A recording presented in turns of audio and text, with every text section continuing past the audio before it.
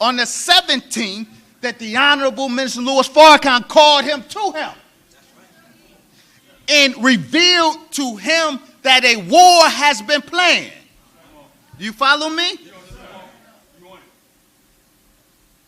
And then what happens? In October, the next month, Farrakhan goes to New York, Madison Square Gardens. 50,000 come out. 19,000 in LA is shook 'em. The minister goes, he's summoned by his father and warned of the war.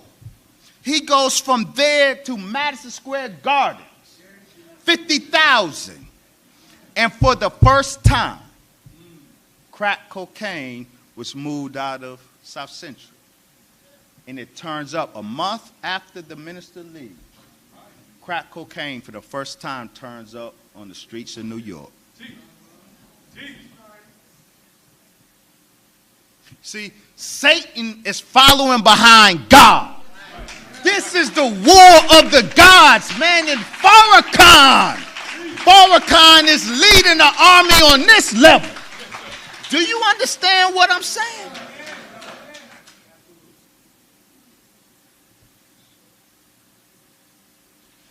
They follow Farrakhan with that crack.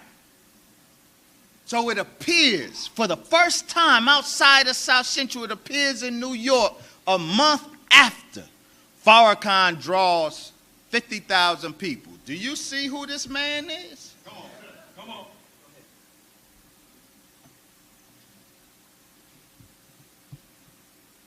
I'm going to close this up. But I want to say this because I showed you, he didn't just appoint. So, I'm sorry. Jolly West, the CIA doctor who headed the pilot program, while his state superior was Governor Ronald Reagan, his agency superior, well, no, let me back that up. That's not the case. Ronald Reagan becomes president. He appoints George W. Bush to be his CIA director.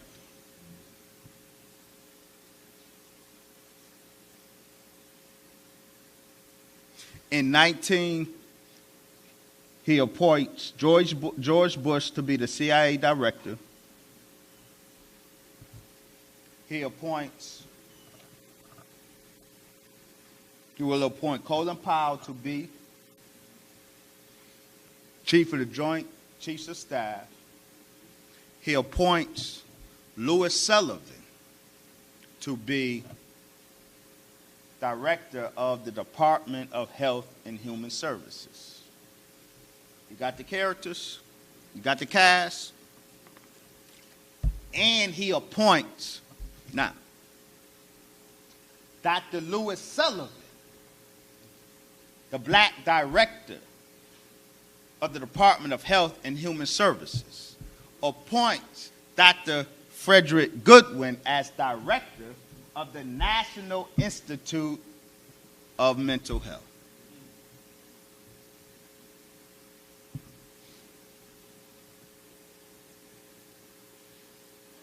It was under President Nixon that the Violence Initiative 1 was initiated, what we just discussed. Crack cocaine came out of the Violence Initiative of the Nixon administration. There is a Violence Initiative 2 under the Bush administration. Dr. Frederick Goodwin, director of the National Institute of Mental Health, was the point man for the Violence Initiative 2. And just like Violence Initiative 1, The target was inner city black males. We got their quotes. We got receipts. I just spoke on that so many times that at this point I don't need to footnote it. Get the book, watch the YouTube, you get those footnotes. Violence Initiative 2 under Bush produced a 3-volume, 400-page report specifically identifying the inner city black male as the target or the main interest of the violence initiative under Goodwin. We have a 1992, remember, the minister's words in 1989. Let me call those words back to us.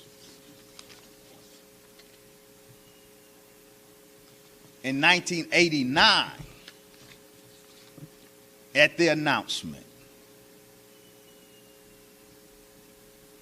he warned us of the war against black people of America, the Nation of Islam, and Louis Farrakhan with particular emphasis on our black youth under the guise of a war against drug sellers, drug users, gangs, and violence, all under the heading of extremely urgent national security. Under the guise of violence initiative. 3 years later, the government affected a policy and invested $400 million.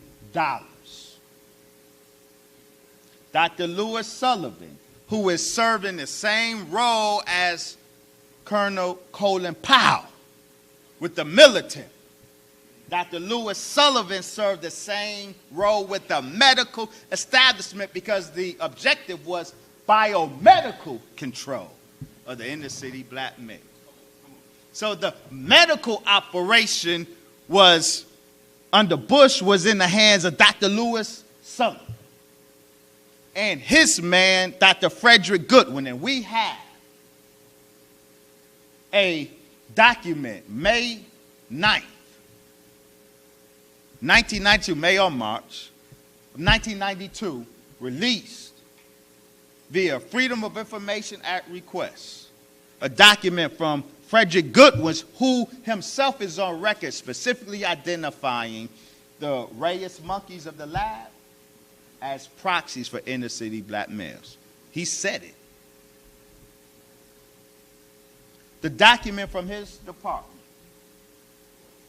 released by the Freedom of Information Act request, identifies the agent to be used in the violence initiative to biomedically control inner city black males, the drug to be used, Depo-Provera. Now, why is that important? See, crack was the pharmaceutical agent of Reagan, though planned under Nixon. Depo-Provera is a pharmaceutical agent under Bush. Now, what is Depo-Provera? And this is how I close. Depo-Provera is not a female contraceptive. It's specifically a black female contraceptive. Because 89% of the users are black. White women don't use Depo-Provera for a very specific reason. The reason it's 89% black users and not 100%, because that other 11% are poor white women who have to go to clinics to get birth control. Those clinics are in black and brown neighborhoods. So they got to get what black women are given. And black women are targeted like black men are targeted. So 89% of Depo-Provera users are black women. White women in America and Europe don't touch Depo-Provera because they know something. Depo-Provera, before it was a female contraceptive, it was identified before 1992, was already identified as a medicine for black masculinity. Why? Because before it was called Depo-Provera, its chemical name is medroxyprogesterone. Medroxyprogesterone. It's the drug used in gender transition treatments. When men want to transition to women, one of the drugs used in the hormone therapy is Depo-Provera. Why? Well, this is why. Depo-Provera is a synthetic progesterone approved by the FDA for use in women as a contraceptive. When used in men, which was the target as medroxyprogesterone before it was rechristened Depo-Provera and marketed to you. When used in men, it works to reduce sex drive by inhibiting the release of follicle-stimulating and luteinizing hormones from the anterior pituitary gland. Now, what does that mean? That's important. Testosterone is produced in testes, but the beginning of that production process is in the brain. The beginning of the production of a man's testosterone is specifically in the pituitary gland, another gland in the brain. That gland releases follicle-stimulating hormones, there's other hormones, these precursor hormones. Does that make sense? This part of the brain, the pituitary gland, releases these precursor hormones called follicle-stimulating hormones and luteinizing hormones. These precursor hormones travel in the blood to the testes, and they activate cells in our testicles called Leydig cells. And that's what produces our testosterone. Do you follow? Does that make sense? Okay, back to Depo-Provera, which the United States government specifically and explicitly identified as the drug to be used in its violence prevention initiative to biomedically control black males of the inner city. You got me? Limiting the release of these two hormones reduces the amount of testosterone produced by the testicles. If you keep the pituitary gland from producing the precursor hormones, then they can't produce testosterone. Does that make sense? Depo-Provera inhibits the release of these precursor hormones, and in so doing, prevents the production of the hormone testosterone. Do you follow? The net effect is a reduction of both the amount of testosterone in the bloodstream and the aggression that it produces. Because that's the problem. Our masculinity makes us aggressive against our enemy. So to neutralize our aggression against our enemy, which is the proper threat response, but to neutralize it, damage the threat perceiver, the amygdala, and eliminate the fuel, the energy that fuels the aggression. Depo-Provera is the pharmaceutical of choice. Let's go on.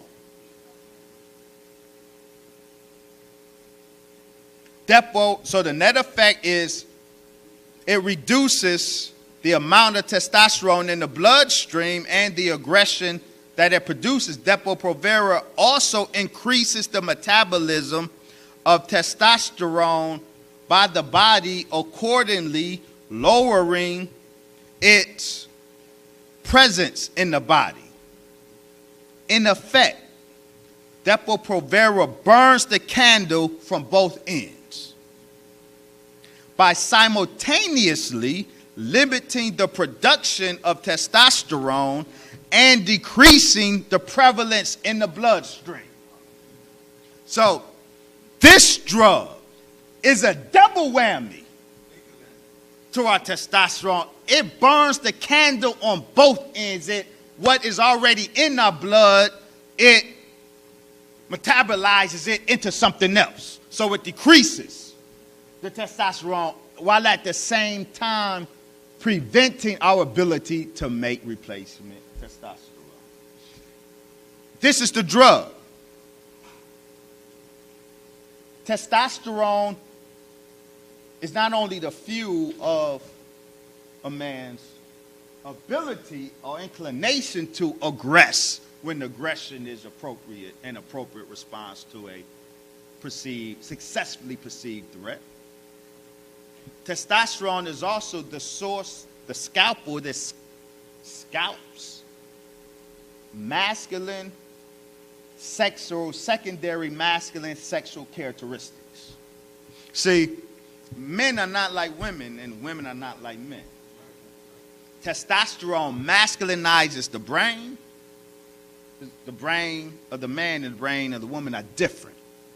They are physically different. And those physical differences have functional differences. I don't give a damn what them white feminists are lying to you. The bodies are different. What produces the difference, the sex difference in the brain and the body is testosterone or the absence of testosterone. Testosterone masculinizes our brain. In the absence of testosterone, our brain defaults to a feminine phenotype. Testosterone masculinizes our body. In the absence of testosterone, our body defaults to a feminine phenotype. And that's why black men today are looking way more curvy than we used to. We way more slender and delicate and curvy. We looking like women. My wife told me, yeah, man, we be jealous of some of these brothers. If robust masculinity is absent, it's because our masculinity has been deliberately assaulted. That's what Depo-Provera does. But it does something to the 89% black women users too, sister. There's a reason Bill and Melinda Gates is going all over the world of color and imposing Depo-Provera on women of color. Depo-Provera is a progesterone drug, meaning it's made from the feminizing hormone progesterone versus the feminizing hormone estrogen. The mini pill, which contains progestins, synthetic progesterones, man-made progesterones. Progesterone is a natural hormone.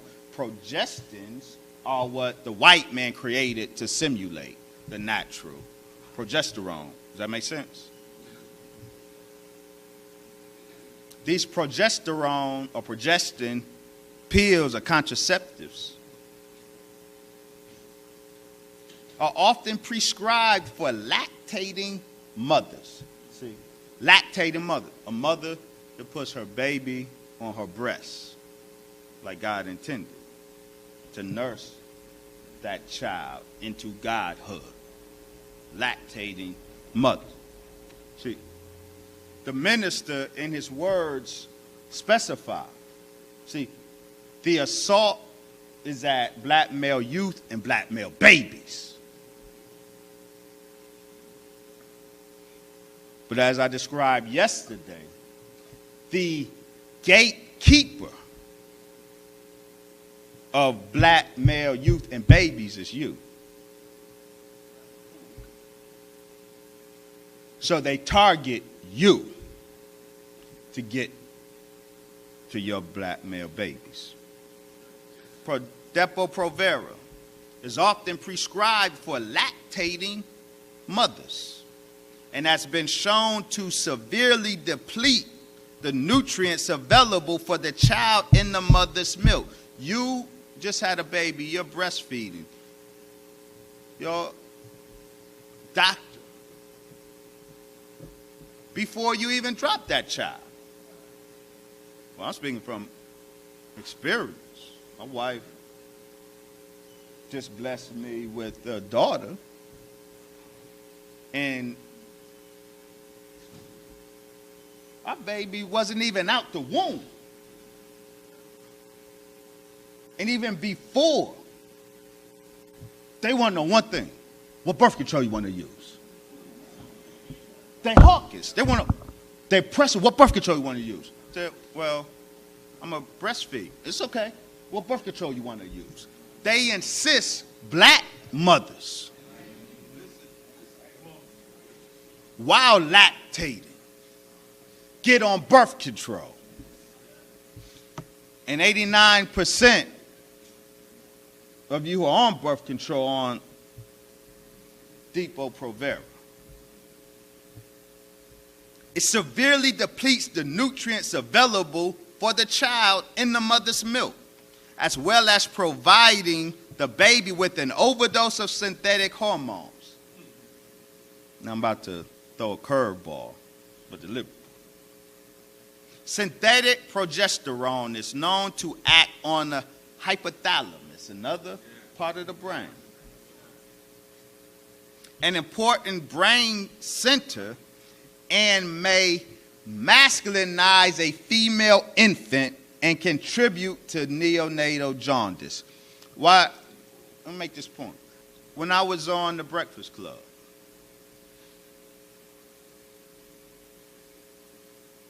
I spoke of the estrogenic masculinization of women. And these people all in on my page. That dumb nigger, or that dumb nigger, or estrogen don't masculinize women. See, that's because he got a religious degree and not a science degree. Well, you got a dumb degree. Got a PhD in, as the scripture says, those who argue without knowledge. Excess estrogen, because see, our bodies are a chemical symphony. It's a chemical orchestra, mathematically precise. And our levels of testosterone to estrogen aren't arbitrary or random. They're mathematical, and you disturb the ratio, the amounts, disturb the mathematics, you cause problems. The same with you. The level of estrogen to testosterone and the level of estrogen to progesterone, those ratios are mathematical. You mess with the mathematics, you cause a problem. And I said, and it's a fact, that excess estrogen, while it feminizes the male, it can masculinize the female. And the reason why there's a absence of robust masculinity among us, it seems today. There seems to be an absence of straight femininity with a lot of black women. Oh, hey. It's a fact. And the fact is because the whole community is under estrogen assault. The estrogen chemicals that assault us, they don't miss or bypass you. But while they are feminizing us, they are masculinizing you.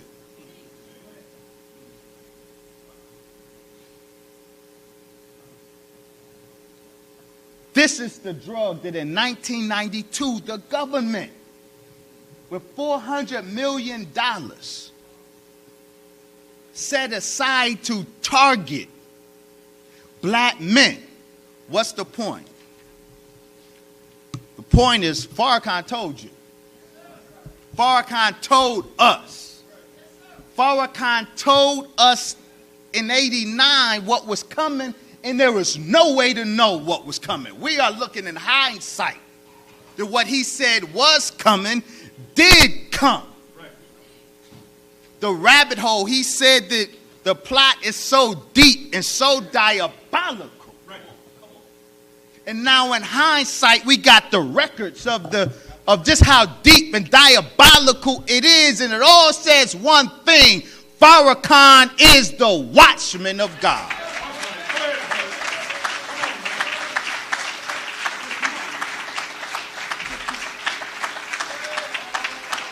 It ill serves us to not follow Farrakhan.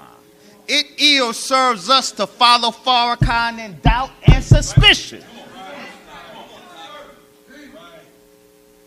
Where Farrakhan says go, go. Where Farrakhan says stay from, stay from. When you see him, look at him.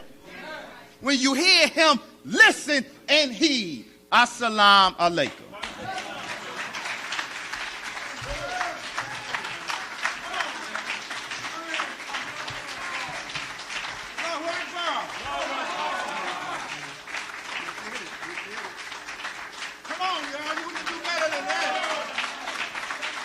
Come on, put your hands together for Dr. Wesley, True Islam. Man, we high speed duplicating that. My God. Science class, chemistry class, physical science class, all them classes we cut.